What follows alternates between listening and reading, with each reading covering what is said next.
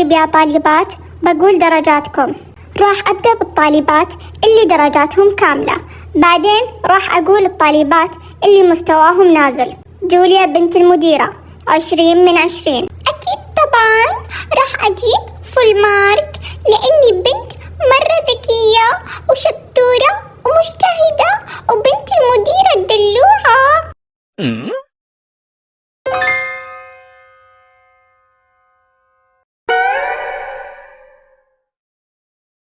نصابة غشاشة ما تستحق الفول مارك، مفروض تسقط، بس عشانها بنت المديرة الدلوعة يعني تنجح وتجيب فول مارك.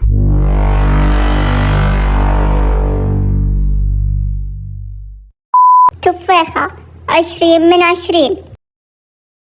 عسلية 19/20. ليلى جبتي 19/20، بس راح أحسبها لك 20/20. فازلينا 15/20. سارونا 10/20. سكسوكة 9/20.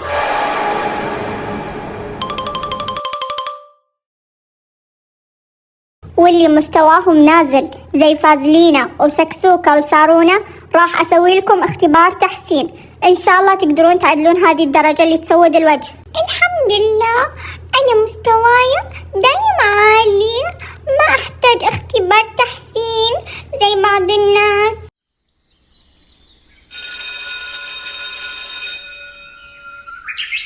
يا أخي جوليا بنت المديرة ما تذاكر ولا تسوي أي مجهود بالدراسة، كيف تجيب في المارك؟ واضح إن المديرة تخلي المعلمات ينجحون بنتها أكيد، ولا مستحيل تنجح لأنها غبية.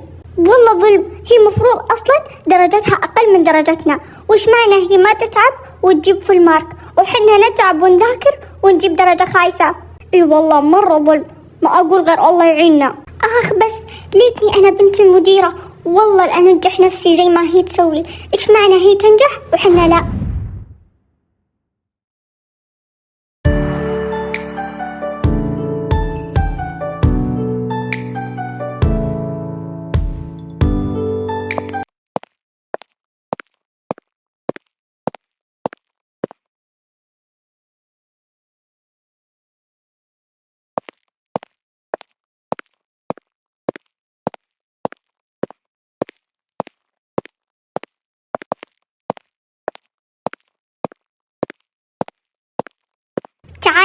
تعالي، ليش كده داخلة؟ لا كلام ولا سلام، ما تشوفيني قاعدة هنا؟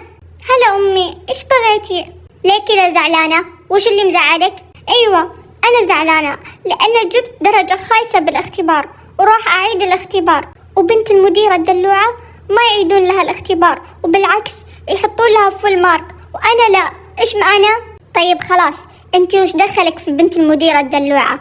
الله ييسر لها، أنتي لازم تذاكرين وتجتهدين، بس أنا بعد أبي أصير بنت المديرة وأبي المعلمات يحترموني ويمشوا لي الاختبار زي ما هي تسوي، إيش معنى هي وأنا لا؟ خلاص يا أخي أنتي اهتمي في دراستك ولا تهتمين للباقي. طيب يا أمي خلاص أنا بروح، بغيتي شيء؟ لا خلاص روحي.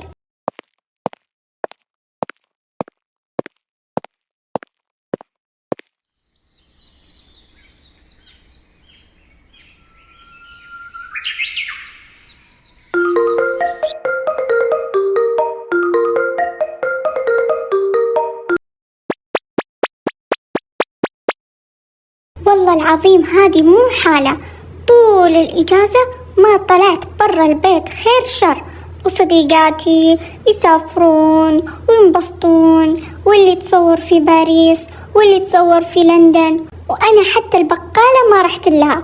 يا أخي إلى متى بقعد على دي الحالة؟ لا سفر ولا طلعات ولا أي شيء، إيش أسوي يا أخي؟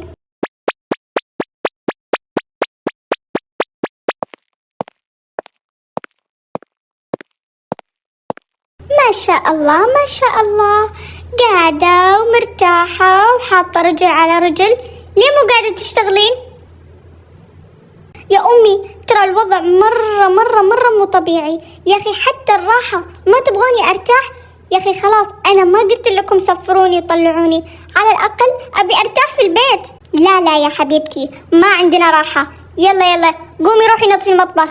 يا الله، كل الناس تسافر وتروح وتنبسط بالإجازة إلا أنا، بس أنظف وأشتغل. أقول بس لا تعصبيني، الحين تقومين وتروحين تنظفين المطبخ، ما أبي دلع بنات.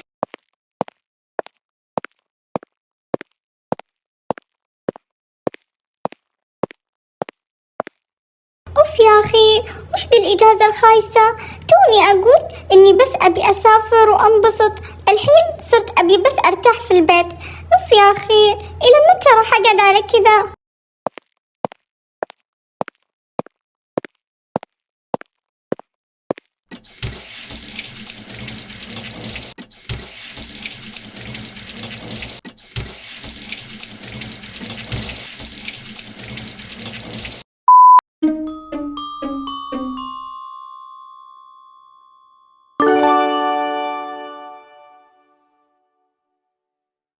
أوف يا أخي، سنابات البنات مليانة، كلها صور وسفريات وطلعات، وأنا مالت على وجهي، لا سفر ولا طلعة ولا أي شيء.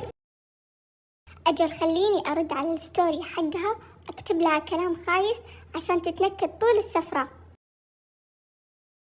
يا الصورة مرة معفنة وتفشل، أنصحك تحذفينها قبل لا أحد يشوفها. الحين أكيد راح تموت من القهر، أحسن.